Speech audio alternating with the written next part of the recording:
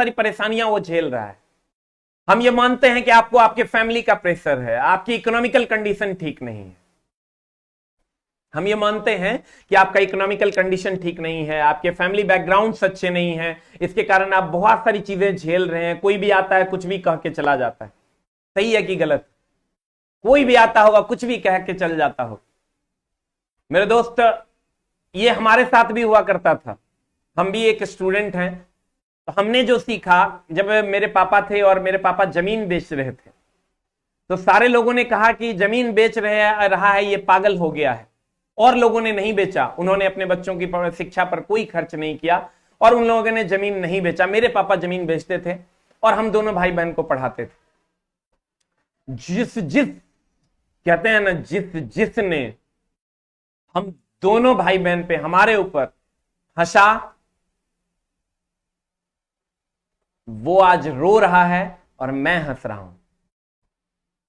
आज वो रो रहा है और मैं हंस रहा हूं।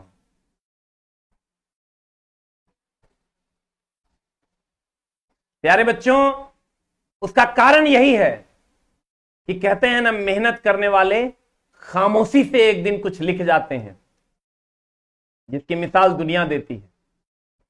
प्यारे बच्चों, जो मेहनत आज आप कर रहे हैं, जिस मुकाम पे आप जाना चाह रहे हैं ना, वो मुकाम अब शायद कुछ ही दूर पर है। एक वाक्या मैं आपके साथ शेयर करूंगा। मैं हमेशा बोलता हूं ये, क्योंकि ये मेरे जीवन के लिए बहुत अहम वर्ड है।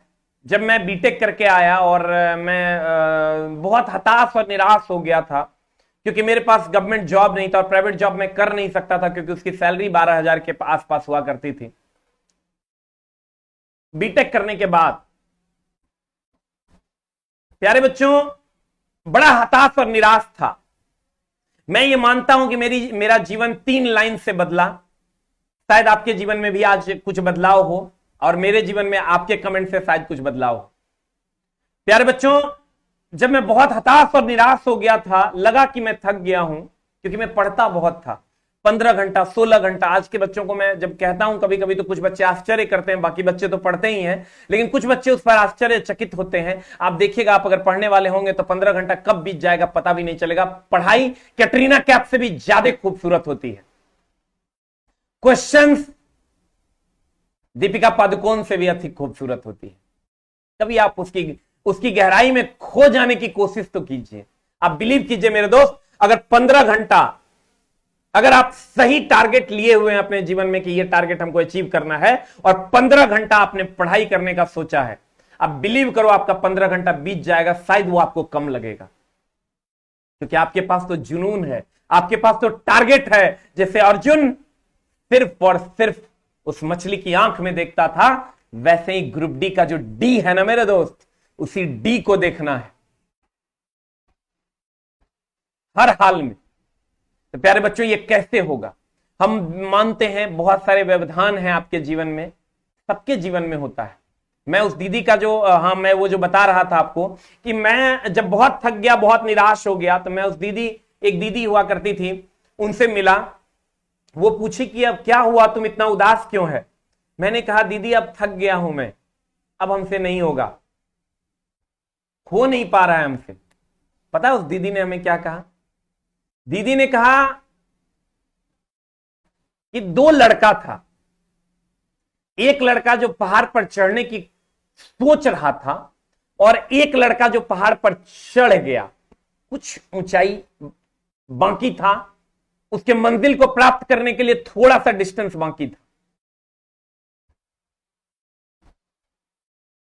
प्यारे बच्चों, जो यहां बैठकर खड़े होकर सोच रहा था कि मैं चढ़ूंगा, वो थका नहीं था, लेकिन जो लगभग मंजिल के करीब था वो थक गया था। तो थकता कौन है? जिसने चढ़ाई कर रखी है। मेरे दोस्त, जो नए बच्चे आते हैं, जो अभी अभी तैयारी करना शुरू किए हैं, अभी अभी जिन्होंने तैयारी करना शुरू किया है, नए बच्चे हैं, आप उनका स्पीड देखिए, बहुत ज्यादा स्पीड होता है उनमें, बहुत ज्यादा इधर उधर भागते हैं वो। हम समझ जाते हैं ये नया बच्चा है, इसने तो अभी चढ़ाई की ही नहीं है। लेकिन जब आप आते हैं जिनमें मैच्योरिटी लेवल बहुत ज्यादा होता है और वो एकदम हमारे सामने खड़े हो जाते हैं और एकदम डल किए हुए कंधा और खड़े होते हैं और ये पूछते हैं कि बताइए सर कौन सा सेट दे दे, बताइए सर कौन सी किताब पढ़ लें, प्यारे बच्चों, तब उसका थका हुआ चेहरा देखकर मैं ये कहता हूं इसने तो लगभग चढ़ाई कर ली है, यही मेरा अर्जुन है, यही लाएगा दिव्यास्त्र। हे अर्जुन, तू एक श्रेष्ठ धनुर्धर है, मैं तुम्हें तीर चलाना सिखाया हूं, तुम और दिव्यास्त्रों को कलेक्ट करो, तब तुम इस महाभारत के युद्ध को जीत पाओगे। द्रोण ने अर्जुन को सिर्फ तीर चलाना सिखाया। द्रोण ने अर्जुन को सिर्फ तीर चलाना सिखाया। पता है, उससे वो महाभारत नहीं जीतता। प्यारे बच्चों, जो हम लोग पढ़ाते हैं वो सिर्फ तीर चलाना हम आपको सिखाते हैं, उससे आप महाभारत में विजय नहीं प्राप्त कर सकते हैं। उसके लिए आपको दिव्यास्त्रों की खोज करनी होगी, उसके लिए आपको निकलना होगा दिव्यास्त्र की खोज के लिए। और दिव्यास्त्र की खोज अलग अलग पुस्तकों में अलग अलग दिव्यास्त्र रखे हुए हैं, उसको कलेक्ट करना होगा और तब तुम महाभारत में हर उस दुर्योधन को मार पाओगे जो दुर्योधन तुम्हारे सामने सीना तान के खड़ा होगा कि मैं नहीं, तू नहीं, मैं। हर उस दुर्योधन का वध हो जाएगा उस दिव्यास्त्र से। प्यारे बच्चों, दिव्यास्त्र कलेक्ट करो और कभी अपनी मां की आंखों में झांक के देखो, कभी अपने पापा के सीने से सट के देखो, शायद तुम में वो जुनून, वो जोश पैदा हो जाएगा जो तुम सोच नहीं सकते। कभी सोचे हो? बिलीव करो मेरे दोस्त, अगर तुम अपने पापा को जॉब होने के बाद कभी रूम बंद करके 3 दिन तक रखना, तुम्हारी बुद्धि मान लेते हैं कि भ्रष्ट हो गई, और तुम अपने पापा को 3 दिन तक रूम बंद करके रखते हो और उसके बाद खोल देना और तुम चले जाना, हो सकता है तभी वो तुम पर गुस्सा जाएं और कहीं कान लगाकर सुनना उनकी बातों को। वो कहीं कहते हुए ये मिलेंगे कि मेरा बेटा तो इंडियन रेलवे में है। प्यारे बच्चों, उस प्यार के लिए तुम्हें पढ़ना होगा।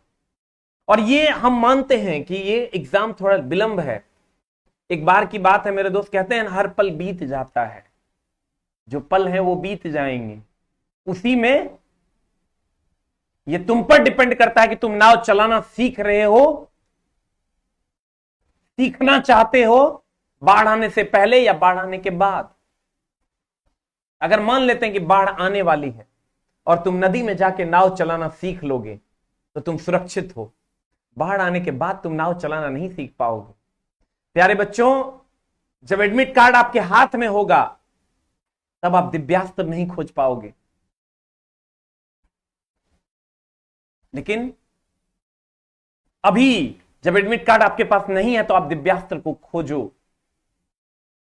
हम, प्यारे बच्चों, हो सकता है मेरी ये वाणी तुमको खराब लगे कि मैं ये चाहता हूं कि एग्जाम और 1 महीना लेट हो ताकि मेरा एक भी अर्जुन किसी कर्ण के हाथों मारा ना जाए। सारे सिलेबस को ओवरऑल करो। पता नहीं, शायद तुमको ये मेरी बात गंदी लग रही हो, लेकिन तुम ये समझो कि एग्जाम का होना निश्चित है। हम ये मानते हैं कि सरकारें गलत है, हम ये मानते हैं कि वो लोग गलत हैं जिसने तुम्हारे ऊपर उंगलियां खड़ी की, हम ये मानते हैं कि तुम्हारे साथ गलत हो रहा है, लेकिन मेरे दोस्त, तुमको नहीं लगता कि बिना दिव्यास्त्र के तुम ये युद्ध हार जाओगे? मैं आज कोई बैच अनाउंस करने नहीं आया हूं तुम्हारे पास, नहीं करूंगा मैं कोई बैच अनाउंस, तुम टेंशन फ्री रहो। मैं वो शिक्षक नहीं हूं जो तुम्हें ठगने का काम करे। मेरे दोस्त, मेरे YouTube चैनल पे डेली 6 घंटा, 5 घंटा, 6 घंटा डेली लाइव फ्री क्लासेस है और मैंने वादा किया था, आज तक निभा रहा हूं। 203 घंटे मैंने पढ़ा दिए, 203 आवर्स। आप 1 मिनट किसी के सामने खड़े होते तो लगता है कि मैं चला जाऊं। मैं 203 घंटा तुम्हारे प्यार में तुम्हारे साथ हूं और मैंने जो वादा किया है उस पर कायम रहूंगा। ऐसा नहीं है कि मैं कोई एक इंफॉर्मेशन लेके आऊंगा और तुमको कहूंगा कि ये इंफॉर्मेशन है और ये बैच है। कभी नहीं, ये मेरे बस में नहीं है मेरे दोस्त, ये यहां अलाउ नहीं करता। हाँ, मैं बैच लेके आता हूं, मैं कहता हूं कि ये बैच मेरा है, अगर आपको लगता है कि मैं आपकी सेवा कर पाऊंगा तो आप हमारे साथ जुड़िए, अन्यथा आप सेल्फ स्टडी कीजिए, कहीं से कोई दो मत नहीं। लेकिन नहीं, ऐसा नहीं कि पता चला एनटीपीसी का कट ऑफ इतना से इतना जाएगा, ये बैच खरीद लो। पता चला कि ये ऐसा हो गया, ये बैच खरीद लो। फलना चीज ऐसा होने वाला है, ये बैच खरीद लो। एक इंफॉर्मेशन और एक बैच, ये मेरे से नहीं हो रहा है।